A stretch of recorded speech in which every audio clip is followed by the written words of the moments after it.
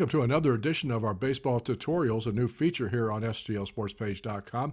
If you've watched some of the previous editions of our new program here, you've already learned how to keep score, how to calculate batting averages and OPS system, and also how to avoid fake Cardinal news. But today we're going to switch over to the pitching side and talk a little bit about a couple more numbers that are important as you help you not only understand the game a little bit better if you just pay attention to watching on television or reading stories on the STL Sports page or in the newspaper, but also maybe how to also do your own calculations if you choose to do that. And we're going to talk about two numbers, ERA and WHIP. ERA stands for Earned Run Average, not the Equal Rights Amendment, for those of you who remember that date back in the 70s.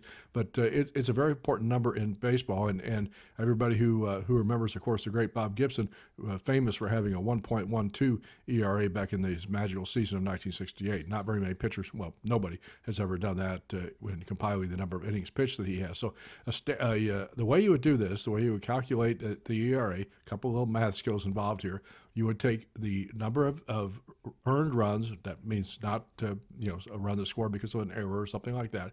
Take the number of earned runs, multiply that by 9, obviously how many innings there are in a baseball game, and then divide that by the number of innings pitched, and that would give you a pitcher's ERA.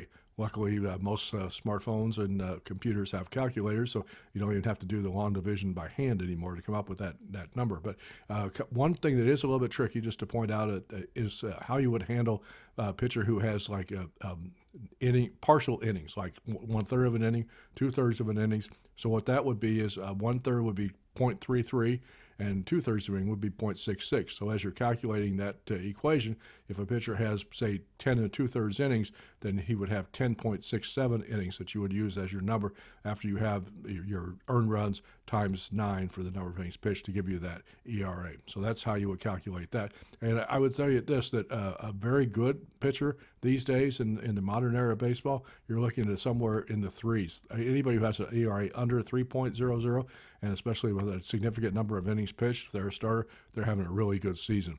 Most pitchers now are comfortable being under 4. So that's kind of the numbers that you're looking for as you evaluate.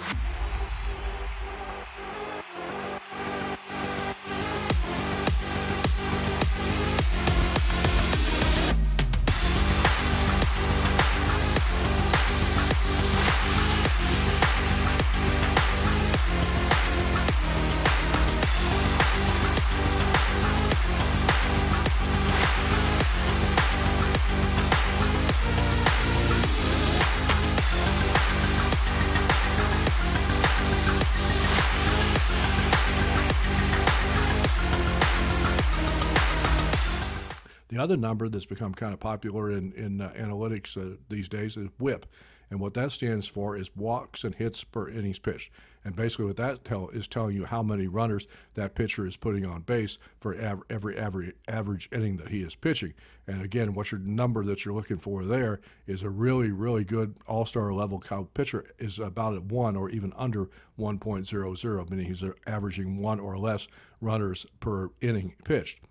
Somewhere in the 1.2 to 1.3 range is pretty good, and maybe 1.4 you're getting back into more of an average pitcher. So anybody that's probably higher than 1.7 or something is probably not going to be in the big leagues very long, because that's a pretty high number. So the way you would get to that is it's even a pretty simple math equation as well. You would take the number of walks that a pitcher allows, the number of hits that a pitcher allows, and then divide that by the innings pitched.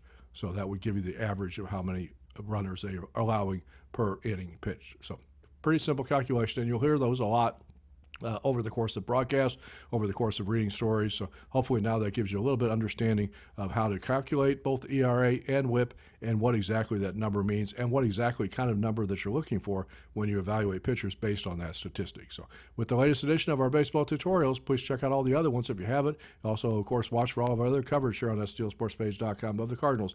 This is Rob Rains reporting.